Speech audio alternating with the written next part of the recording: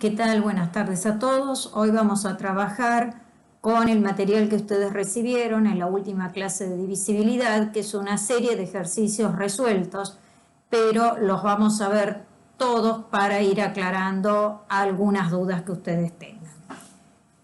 Vamos a irlos leyendo y vamos a ver las respuestas que tenemos y analizar las situaciones. En el primer ejercicio dice: Belén se aburría en el auto y decidió contar la cantidad de luces de semáforo cada vez que veía uno. El primer número que dijo fue 3 y así siguió de 3 en 3.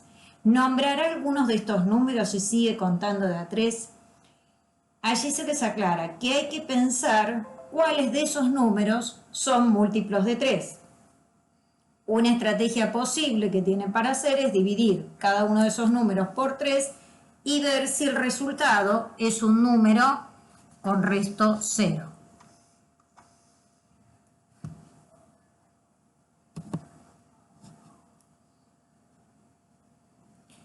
Esa es una posibilidad. O bien definir el criterio de divisibilidad por 3. Que eso también lo vamos a ir viendo en la próxima clase y va a aparecer como cierre del foro. Un listado de criterios de divisibilidad. Por ahora, eso es lo que tendrían que buscar como estrategia para poder resolverlo. Una opción posible sería esa, con lo cual lo que aparecería es que solamente el 123 y el 987 cumplen con la condición de ser múltiplos de 3. Ahí aclara que otra forma posible de resolverlo es conocer los criterios de divisibilidad por 3. Sí, que tiene que ver con sumar las cifras de los números y ver si ese resultado es o no múltiplo de 3. Por ejemplo, en el 123, si yo sumo los 3 números, el resultado es 6, que es un número que es divisible por 3. En el 987, que es el otro resultado correcto, si sumo sus cifras, da 24. 4 más 2 es 6, es múltiplo de 3. Y 24 es múltiplo de 3. Bien. En el segundo ejemplo, les piden escribir 3 múltiplos de 12.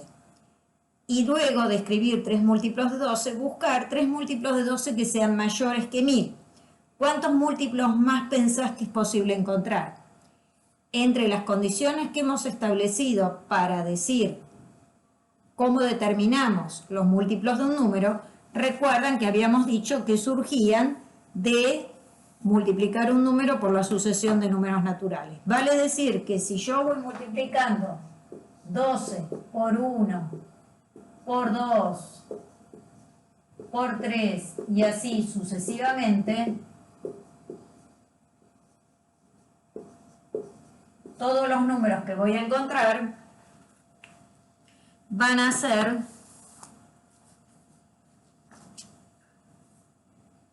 múltiplos de 12. La cantidad de múltiplos de 12, como ya dijimos, es infinita. Los números tienen una cantidad infinita de múltiplos. Para encontrar mayores que 1000, podría multiplicar 12 por 100, ya vamos a estar en 1200, ¿sí?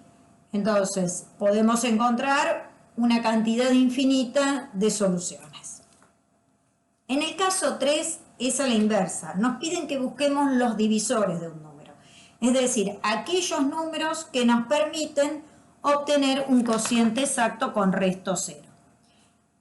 Aquí los caminos son 2. Nosotros no hemos visto particularmente factorización, si bien alguno de ustedes en alguna actividad del foro la utilizó.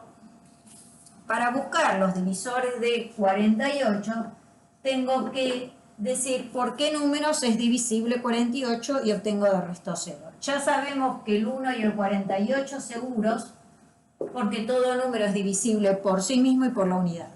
Además, el 2, el 3, porque 16 por 3 es 48, el 4, el 6, el 8, todos estos son divisores el 12, el 16, el 24. Sí, todos esos números son los divisores de 48. Aquí les aclara que una posibilidad para encontrar los divisores de un número es ver cuáles serían los divisores de ese número. Es decir, cuáles son todos los números por los cuales yo puedo dividir 48 y obtener de resto 0. El mismo procedimiento podemos hacer con el 160. Es decir, ¿qué va a pasar con el 160? Y bueno, vamos a encontrar 1, 160 desde ya, 2, porque es divisible por 2, el 10, porque termina en 0, entonces ya sabemos que va a ser divisible por 10, el 20, el 4, ¿sí? El 18, perdón, el 16, el 80,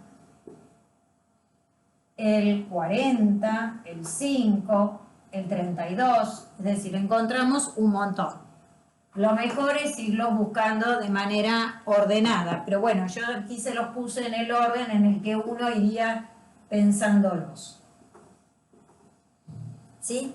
Entonces, si los decimos ordenadamente, sería el 1, el 2, el 4, el 5, el 10, el 20, el 32, el 40, el 80, el 160.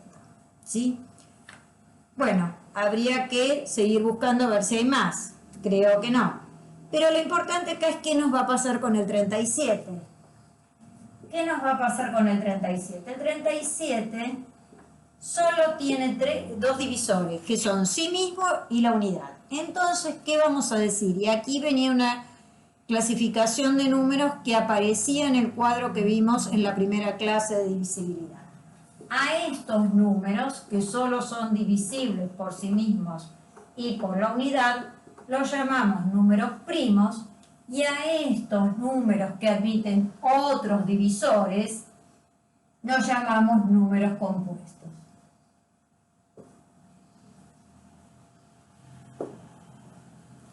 Esa es la diferencia entre los dos grupos.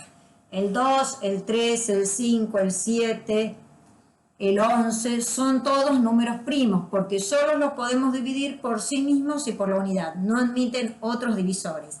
Que admitan un divisor quiere decir que yo estoy encontrando un número que me permite obtener un cociente exacto con resto 0. ¿Cuántos divisores más piensan que es posible encontrar para cada número? Bueno, la realidad es que los números, así como en el caso anterior, vimos los múltiplos y decimos que el número de múltiplos es infinito, el número de divisores es un número finito, es decir, todo número tiene una cantidad limitada de divisores. Vamos a seguir avanzando. Este ejercicio 4 nos pide que analicemos cuáles de esas afirmaciones son verdaderas.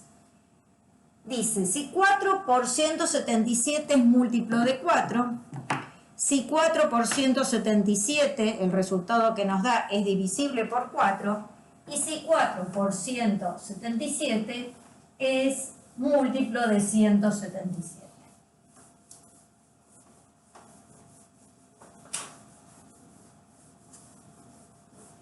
Si estamos analizando esta multiplicación,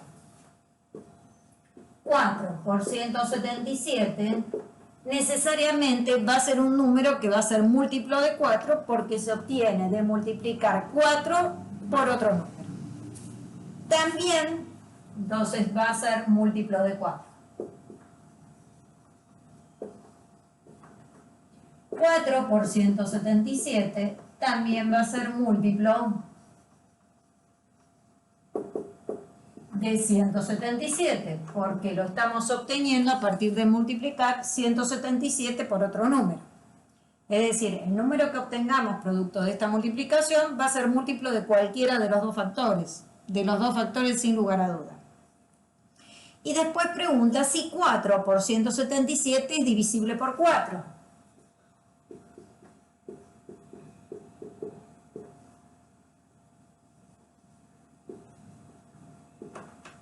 el producto de 4 por 177 va a ser un número que si yo lo divido por 4 nos va a dar por resultado 177, ¿sí?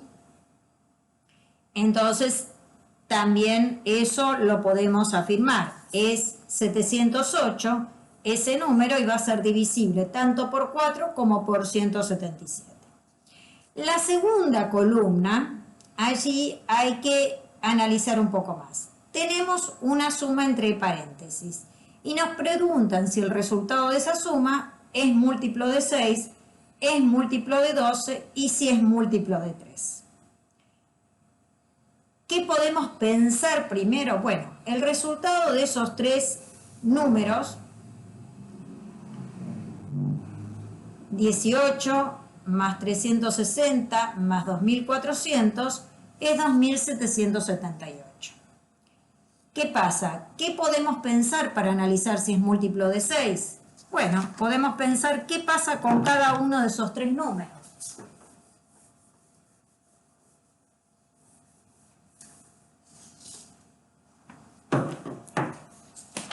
Vamos a analizar qué pasa con el 18, con el 360 y con el 2400. El 18 es múltiplo de 6, sí, porque 3 por 6 es 18. El 360 es múltiplo de 6, sí, porque 60 por 6 es 360. 2400 es múltiplo de 6, sí, porque 400 por 6 es 2400. Entonces, podemos decir que su suma nos va a dar un resultado que es 2778. Vamos a probar dividirlo por 6 y vamos a ver que obtenemos un resultado exacto. ¿Qué nos pasa con la segunda suma? Ahí tenemos un tema. 18 no es múltiplo de 12, ¿sí? Por más que 12 sea múltiplo de 6, 18 no es múltiplo de 12. ¿Hay algún número natural que multiplicado por 12 dé por resultado 18? No, no existe. Entonces, ¿existe alguna posibilidad que siendo 360 y 2400 múltiplo de 12, aun cuando el 18 no lo sea, su suma sea múltiplo de 12? El resultado que van a obtener si hacen la división por 12 para saber qué número multiplicado por 12 nos daría 2778, van a ver que no es un número entero. ¿Y qué pasa en el último caso?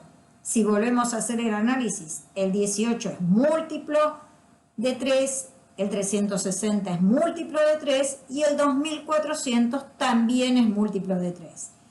Si hacemos la división, vamos a ver que el resultado es 926, haciendo la división, que es el doble de 463, ¿sí? Que era el resultado del primer caso al hacer la suma dividida en 6. Entonces, podemos decir que podríamos afirmar que esa suma va a ser múltiple de ese número si cada uno de los sumandos resulta ser múltiple de ese número. Bueno, ahora vamos a cortar el video, hacemos otro con los otros 4 ejercicios. Gracias.